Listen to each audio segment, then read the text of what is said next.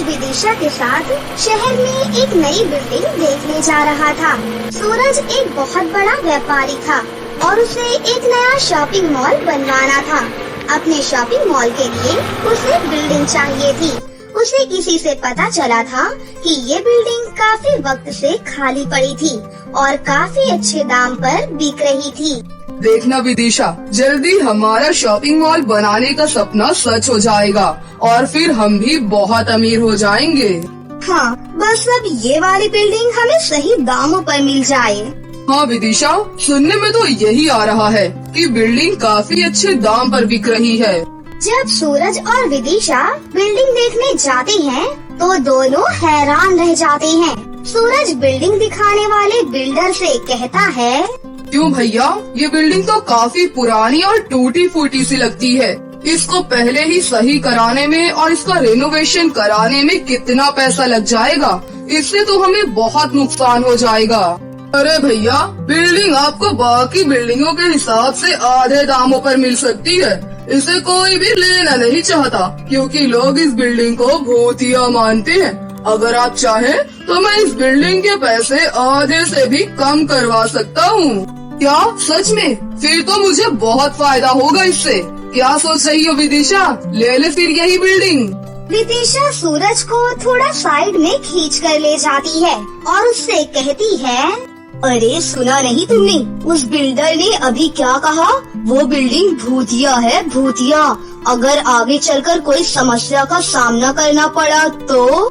अरे विदिशा, तुम भी ना, तुमने ये नहीं सुना कि वो बिल्डिंग हमें आधे से भी कम दाम पर मिल सकती है। तुम जानती भी हो इससे हमें कितना ज्यादा फायदा होगा। ठीक है, फिर जैसा तुम्हें ठीक लगे। तभी विदिशा बिल्डर से पूछती है, वैसे भैया, ये बिल्डिंग ज्यादा पुरानी तो नहीं लग रही, बस थोड़ी सी टूटी फूटी सी है। यहाँ पहले क्या था? जी मैडम, वो पहले यहाँ पर एक स्कूल हुआ करता था और ढेर सारे बच्चे यहाँ पर पढ़ने आते थे। पर एक दिन अचानक यहाँ पर आग लग गई और सब कुछ जल गया। उसके बाद आसपास के सभी लोग भी यहाँ से चले गए। तब से इस बिल्डिंग की हालत साल दर साल खराब होती गई क्योंकि कोई भी इसकी देखभाल करने के लिए नहीं आता था। अच्छा, सुनने में तो यही लगता है कि ये बिल्डिंग बड़ी मनहूस है। फिर सूरज वो बिल्डिंग बिल्डर से खरीद लेता है और वहाँ पर बिल्डिंग की देखभाल करने के लिए एक वॉचमैन को भी बुलाता है। उस वॉचमैन का नाम रमन था। देखो रमन, मैं कुछ ही दिनों में इस बिल्डिंग का रेनोवेशन शुरू करवा दूंगा। तब तक तुम्हें यहाँ बस रात भर रुककर बिल्डिंग की देखभाल करनी है ताकि कोई अंदर घुसकर ना बैठ सके। ठीक है साहब। वैसे दिखने में तो तुम काफी छोटे लगते हो।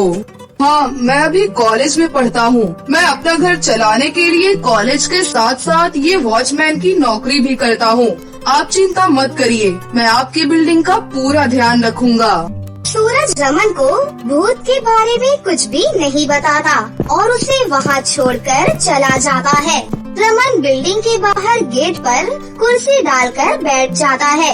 अब रात हो गई थी और धीरे धीरे सब जगह अंधेरा हो गया था।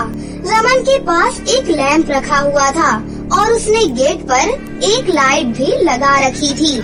अरे, यहाँ इस इलाके में दूर दूर तक कोई लाइट नहीं है। अच्छा हुआ शाम को मैंने यहाँ गेट पर एक लाइट लगा दी थी, वरना मुझे रात भर अंधेरे में ही रहना पड़ता। रमन वही कुर्सी पर बैठ जाता है और अपनी एक किताब पढ़ने लगता है।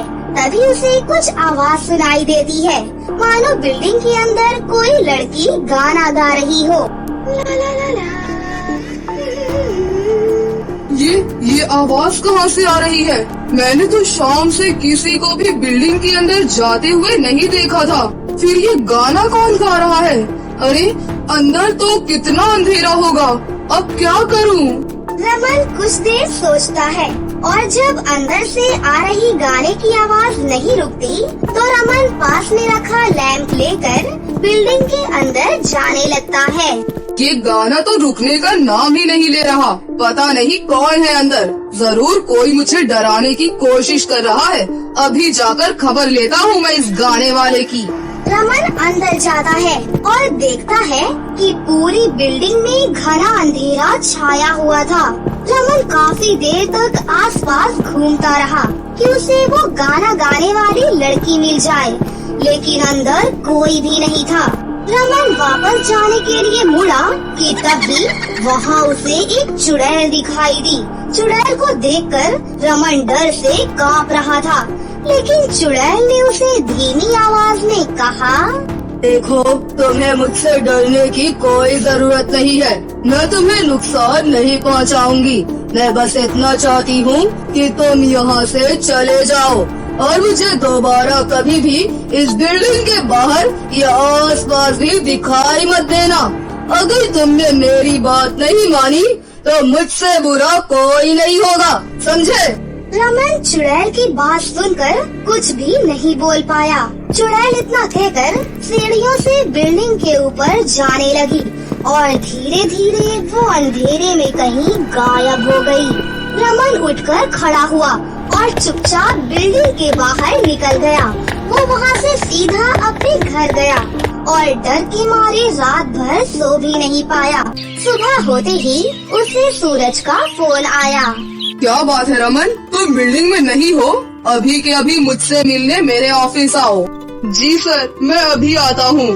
रमन सूरज के ऑफिस में आता है। क्या बात है रमन, मैंने तुम्हें एक जिम्मेदारी दी थी और तुम तो बीच रात में ही बिल्डिंग छोड़कर भाग गए। ऐसे करोगे तुम नौकरी?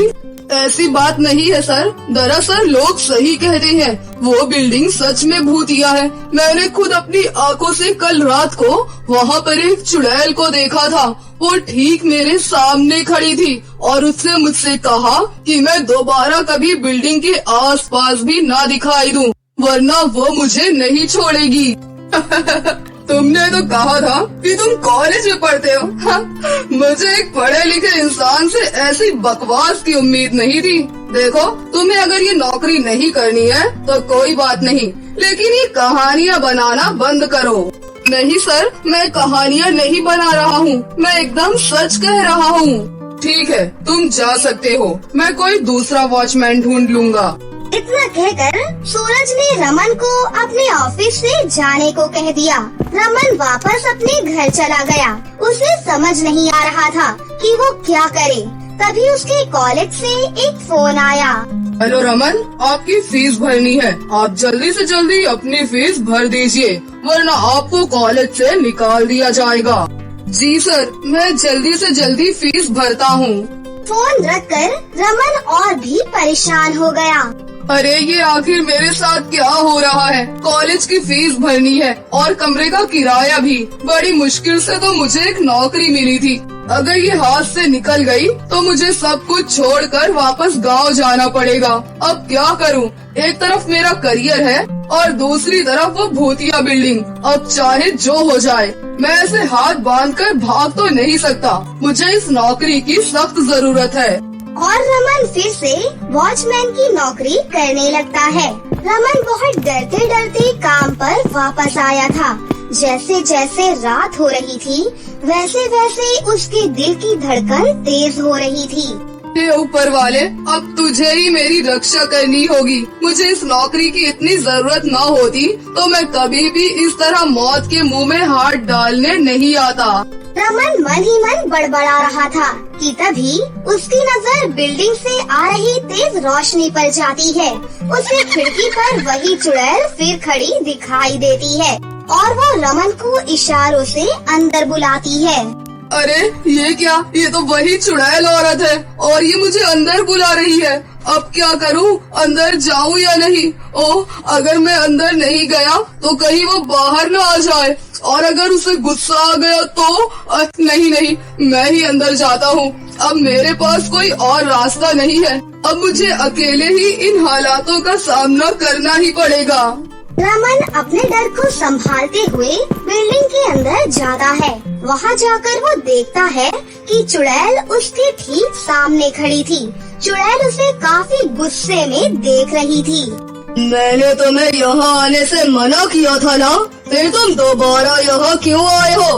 लगता है तुम्हें अपनी जिंदगी से बिल्कुल भी प्यार नहीं है। इतना कहकर कहकर चुड़ैल रमन को जमीन पर गिराकर उसका गला दबाने लगती है। मेरी बात तो सुनो, मैं बहुत मजबूर हूँ। चुड़ैल रमन की बात सुनकर शांत हो जाती है। देखो, मैं बहुत मजबूर हूँ, मुझे इस नौकरी की बहुत जरूरत है। मैं गांव से इतनी दूर पढ़ने के लिए आया हूँ और मेरे पास अपने कॉलेज की फीस भरने के लिए बिल्कुल भी पैसे नहीं है। अगर मैंने ये नौकरी नहीं की तो मुझे सब कुछ छोड़कर गांव वापस जाना पड़ेगा। मैं तुम्हारी बात समझ गई, लेकिन तुम्हें भी ये समझना होगा कि यहाँ पर तुम नौकरी नहीं कर सकते हो। मैं तुम्हें तो क्या, किसी को भी इस बिल्डिंग में नहीं आने दूंगी। लेकिन क्यों? आखिर तुम ऐसा क्यों चाहती हो कि सभी लोग इस बिल्डिंग से दूर रहे? तुम बहुत अच्छे और सीधे इंसान हो, इसलिए मैं तुम्हें सब कुछ बता रही हूँ।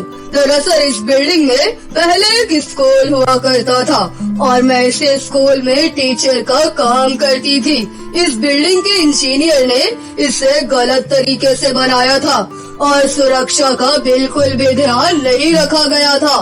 बिल्डिंग के मालिक को ये बात पता थी, लेकिन उसने किसी की भी जान की परवाह नहीं की और स्कूल को चालू कर दिया। एक दिन अचानक से स्कूल में आग लग गई और बिल्डिंग की खराब बनावट की वजह से आग और फैलती चली गई। मेरे साथ साथ कई और लोग और स्टूडेंट्स भी इस बिल्डिंग में फंस गए और सब जलकर मर गए। चुड़ैल की बातें सुनकर रमन बहुत हैरान हो गया। उसे चुड़ैल की कहानी सुनकर बहुत दुख हो रहा था। और सिर्फ मैं ही नहीं, मेरे साथ कई सारी आत्माएं हैं जो यहाँ मेरे साथ भटक रही हैं। रमन ने देखा चुड़ैल के साथ कई और छोटे भूत और चुड़ैल आकर खड़े हो गए। इस बिल्डिंग की बनावट ऐसी है कि यहाँ जो भी बनेगा वो खराब ही बनेगा और हम में से कोई भी बिल्कुल नहीं चाहते हैं कि जो हमारे साथ हुआ वो किसी और के भी साथ हो।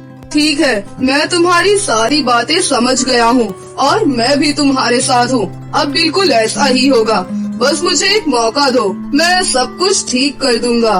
रमन ये कहकर बिल्डिंग से बाहर निकल जाता है कि तभी वो देखता है कि सामने से सूरज आ रहा था।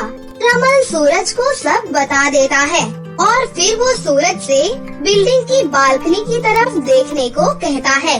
सूरज जैसे ही बिल्डिंग की बालकनी की तरफ देखता है, वहाँ उसे बहुत से भूत और चुड़ैल दिखाई देते हैं। हे भगवान! ठीक है रमन, मैं समझ गया। अब इस बिल्डिंग का काम मैं बहुत ही सुरक्षा के साथ ही करवाऊंगा और वो भी इसे तुड़वाने के बाद ही। फिर क्या था, सभी भूतों और चुड़ैलों की आत्मा को शांति मिल जाती है और कुछ ही समय में सूरज का आलीशान मॉल भी बनकर तैयार हो जाता है। हाँ तो बताओ बच्चों, एक इंसान के शरीर में सबसे लंबी हड्डी कौन सी होती है और उसका क्या नाम है? कविता मैम इस सरकारी स्कूल की बायोलॉजी टीचर हैं। उसने जो सवाल पूछा था, सारे बच्चे उसका जवाब याद करने में लग गए। तभी उनकी नजर क्लास में लास्ट बेंच पर बैठी एक बच्ची पर पड़ी जो अपना सर खुजला रही थी और उसने काफी देर बाद आंसर बताने के लिए अपना हाथ उठाया। अरे वाह सिंड्रेला, तुम्हें आंसर पता है? जी हाँ मैडम। तो बताओ फिर। मैडम जी, वो हमारे शरीर की जांघ की हड्डी सबसे ज्यादा लंबी होती है। अरे वाह, शाबाश। और उसे क्या कहते हैं? मैडम जी, उसे फीमर कहते हैं। Very good Cinderella. सारे बच्चे सोचते रह गए और तुमने सर खुजलाकर एकदम सही जवाब दे दिया। कविता मैम की ये बात सुनकर वहाँ मौजूद सारे बच्चे हंसने लगे और उनकी हंसी सुनकर सिंड्रेला उदास हो गई। कविता मैम को समझ ही नहीं आया कि उन्होंने ऐसा क्या कह दिया कि सारे बच्चे हंसने लगे और सिंड्रेला मायूस हो गई। फिर अगले दिन, बच्चों, आज का सवाल है कि एक स्वस्थ इंसान का दिल 1 मिनट में कितनी बार धड़कता है? बच्चे फिर से जवाब याद करने की कोशिश करने लगे कि तभी सिंड्रेला ने सर खुजलाते हुए हाथ खड़ा किया। अरे वाह सिंड्रेला, फिर से शाबाश। बताओ उत्तर क्या है? मैडम 60 से लेकर 100 बार तक। वेरी गुड सिंड्रेला, तुम्हारा दिमाग तो बहुत तेज दौड़ता है।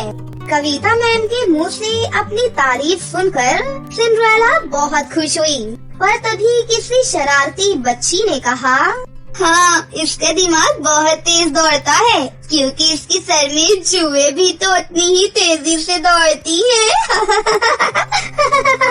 उस बच्चे की बात सुनकर फिर से क्लास के सारे बच्चे हंसने लगे।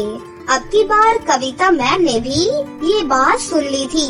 उन्होंने उस शरारती बच्ची को बहुत डांट लगाई और फिर उन्होंने सिंड्रेला की तरफ देखा जो लगातार रोए जा रही थी, तो उन्होंने जाकर उसे समझाकर चुप करा दिया। फिर कुछ दिनों के बाद स्कूल में परीक्षाएं हुई, लेकिन सिंड्रेला जो क्लास में सारे सवालों के जवाब सही देती थी, वो 100 में सिर्फ 40 नंबर ही ला पाई। उसके नंबरों को देखकर कविता मैम हैरान थी, तो उन्होंने सिंड्रेला को अपने पास बुलाया और पूछा, सिंड्रेला, ये क्या है बच्ची?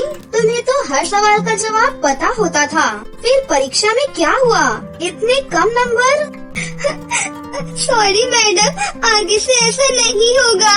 देखो, तुम रो मत, मुझे बताओ क्या दिक्कत है? तुमने पढ़ाई नहीं की थी क्या? मैडम जी, पढ़ाई तो बहुत की थी, मुझे पढ़ना भी पसंद है, लेकिन क्या? मैडम, ये जुए मुझे पढ़ने नहीं देती। मेरे सर में बहुत सारी जुए हैं, इसी वजह से मैं सारा दिन अपना सर खुजलाते रहती हूँ और इन जुओं की वजह से ही कोई बच्चा मुझसे बात नहीं करता और न ही कोई मेरे साथ बैठता है। सारा दिन वो लोग मेरा मजाक उड़ाते रहते हैं। सिंड्रेला की बात सुनकर कविता मैम ने पहली बार उसके सर को ध्यान से देखा, तो उन्होंने भी महसूस किया कि वाकई सिंड्रेला के सर में बहुत सारी जुएं हैं और साफ साफ दिखाई दे रही हैं। तुम परेशान मत हो बेटा, सब कुछ ठीक हो जाएगा। तुम अपनी पढ़ाई पर ध्यान लगाओ और हाँ, कल अपने मम्मी पापा को अपने साथ यहाँ स्कूल लेकर आना। ठीक है मैडम जी। अगले दिन सिंड्रेला अपने माता पिता को स्कूल लेकर आई। नमस्ते मैडम जी। नमस्ते जी, मैंने आप दोनों को सिंड्रेला के बारे में कुछ बात करने के लिए बुलाया है।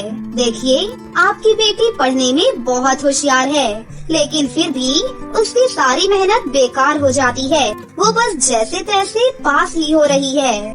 जी हाँ मैडम जी, सिंड्रेला ने बताया हमें, वो बेचारी अपने सर के जुओं से बहुत परेशान है।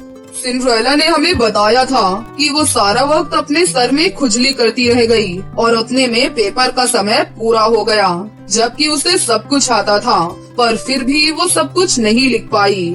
हाँ, तो यही बात तो मैं आप दोनों से कहना चाहती हूँ कि सिंड्रेला को अपने सर की सफाई रखनी चाहिए और आप दोनों को इस बात पर ध्यान देना चाहिए। नहीं मैडम जी, बात वो नहीं है। वो अपना सर हमेशा साफ रखती है, रोज नहाती भी है, पर जुएं उसके सर से जाती ही नहीं। उसकी इस बीमारी से तो हम बहुत परेशान हैं। देखिए, एक बात तो समझ लीजिए कि ये कोई बहुत बड़ी बीमारी नहीं है। कई बार गंदगी की वजह से भी सर में जुएं पड़ जाती हैं और कई बार कुछ और कारणों से भी ऐसा हो सकता है। मैडम, हमने इसका इलाज कराने की भी कोशिश की। वो एक डॉक्टर थे, डरला मटोजी। हाँ, मैं समझ गई, डर्मेटोलॉजिस्ट। फिर क्या हुआ? उनकी फीस और इलाज बहुत महंगा था, तो हम उनके पास जा नहीं पाए। मैं एक छोटा सा किसान हूँ, मेरे पास ज्यादा पैसे नहीं हैं। अच्छा, एक काम कीजिए, मैं ये पता लिख कर दे रही हूँ, आप उन डॉक्टर से मिल लीजिए। ये भी डरला मटोजी है? हाँ, ये भी वही है और बहुत अच्छे डॉक्टर हैं। पर मैडम जी, इनकी फीस? आप फिक्र मत कीजिए, वो मेरे पति हैं, आपसे इलाज के पैसे नहीं लेंगे।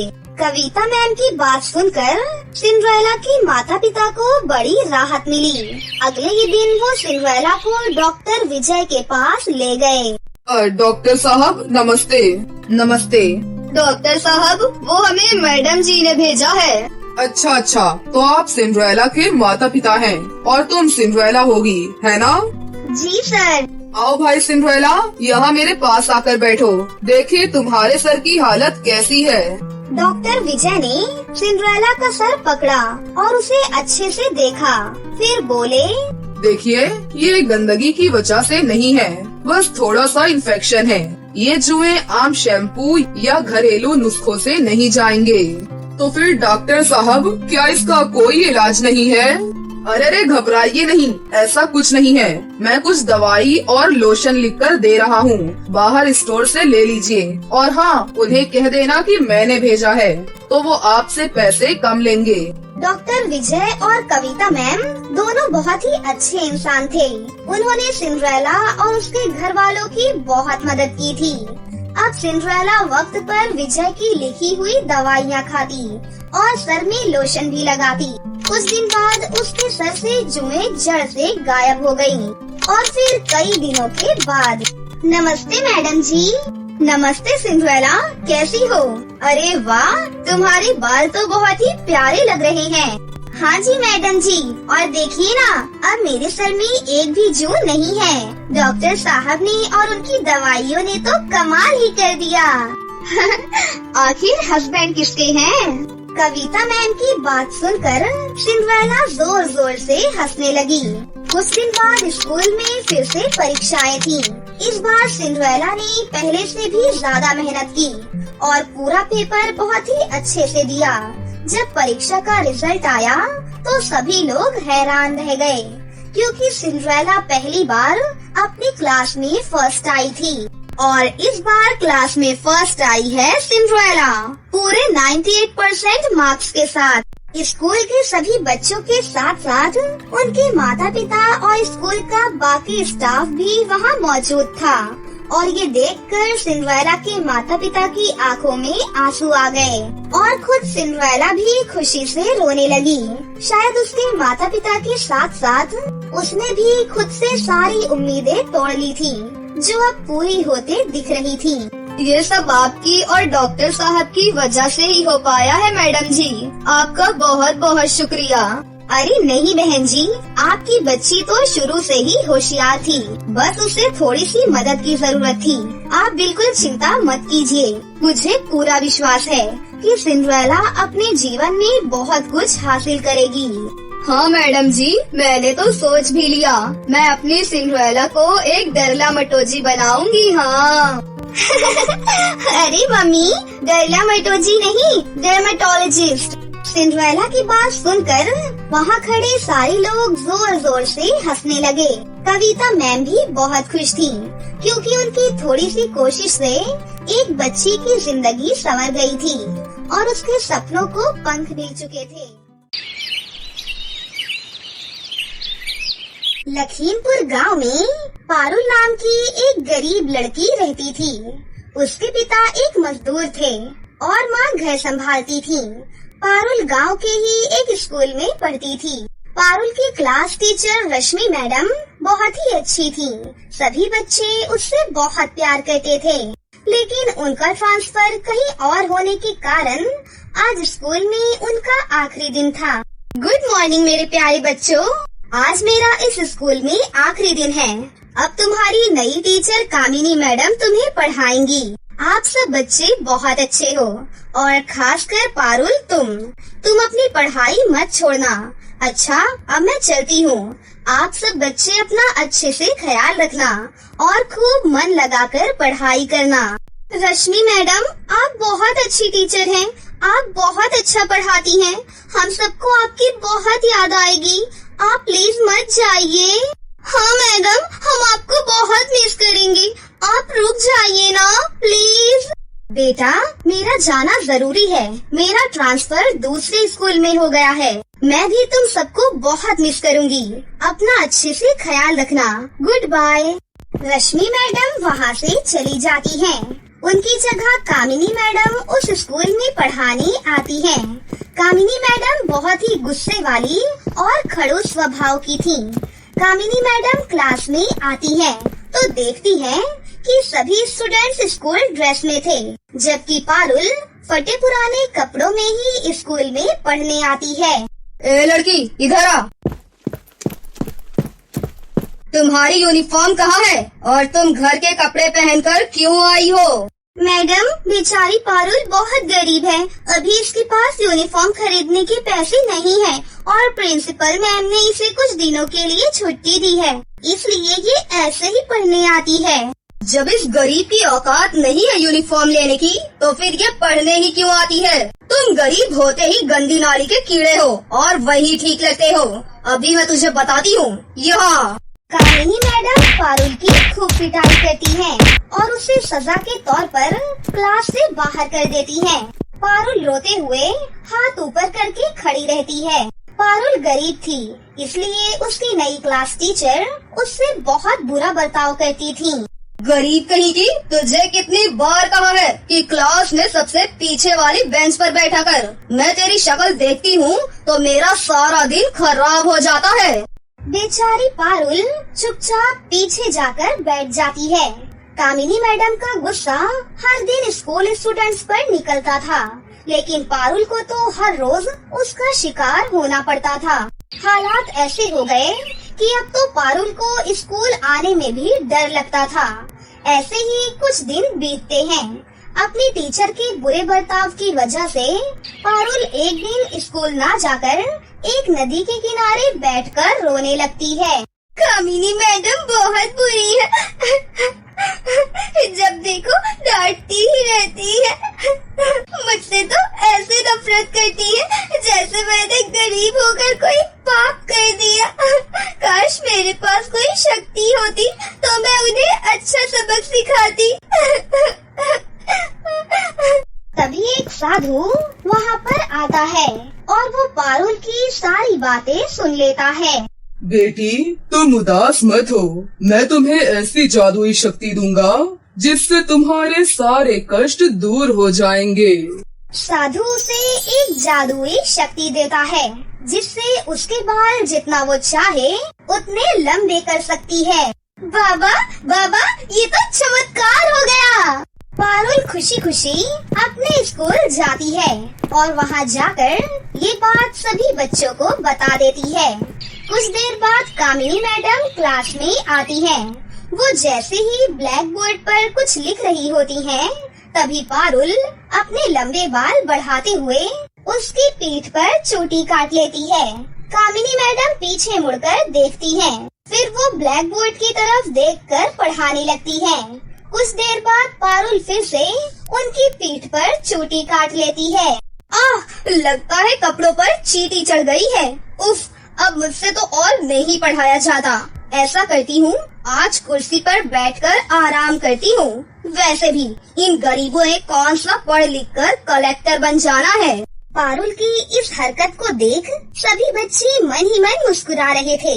फिर मैडम टेबल की तरफ देखकर कहती हैं, ओफो, ये मेरा टेबल कितना गंदा है। ए गरीब लड़की, चल इधर आ और इसे जल्दी से साफ कर। जी मैडम, लेकिन उसके लिए मुझे वहाँ आने की जरूरत नहीं है। तभी पारुल अपने बाल बढ़ाती है और टेबल तक ले जाती है और क्लास में सबसे लास्ट बेंच पर बैठे बैठे ही टेबल को साफ कर देती है। उसके लंबे बालों को देखकर कामिनी मैडम डर जाती हैं। ये क्या है? घबराइए नहीं मैडम, ये मेरे लंबे बाल हैं। दरअसल हमारे परिवार को वरदान मिला हुआ है कि जब भी कोई 10 साल का हो जाता है तो उसके बाल अपने आप लंबे हो जाते हैं। ये कैसा वरदान है? कामिनी मैडम डर के मारे स्टाफ रूम में चली जाती हैं। अगले दिन जब वो क्लास में बच्चों को पढ़ा रही होती हैं, हाँ तो बच्चों, अब कौन ये मैथ का सम सॉल्व करके दिखाएगा? अखिल, तुम बताओ। पर मैडम, ये मुझे नहीं आता। नहीं आता तो सारा दिन स्कूल में करते क्या हो? मैं तुम्हें अभी बताती हूँ। वो डंडे से उसकी पिटाई करने ही वाली होती है कि तभी पारुल अपने लंबे बालों को बढ़ाकर कामिनी मैडम को चारों तरफ से बांधकर उन्हें जकड़ लेती है। आओ, बचाओ, बचाओ, रोको, रोको अपने लंबे बालों को, रोको। आज ये बाल नहीं रुकेंगे मैडम। बोलो मैडम, आज के बाद किसी बच्चे को टॉर्चर करोगी, उसे मारोगी? आज के बाद अगर किसी को भी आपने परेशान किया तो आपके लिए अच्छा नहीं होगा। नहीं नहीं नहीं नहीं, मुझे माफ कर दो। मैं आपसे किसी को कुछ भी नहीं कहूँगी। मुझे माफ कर दो बच्चों। उस दिन के बाद से कामिनी मैडम सब बच्चों के साथ बहुत अच्छे से पेश आने लगी और खासकर पारुल से। उससे अब वो कभी भी कुछ नहीं कहती। पारुल के लंबे बालों की वजह से आज सब बच्चों को कामिनी मैडम के अत्याचारों से मुक्ति मिल चुकी थी। तो दोस्तों, कैसी लगी आपको हमारी ये कहानी? अगर आपको हमारी कहानी अच्छी लगी हो तो इसे जरूर लाइक करें। साथ ही हमारे चैनल को सब्सक्राइब भी कर लें और बेल आइकन को दबाना ना भूलें। मिलते हैं अगली वीडियो में। धन्यवाद।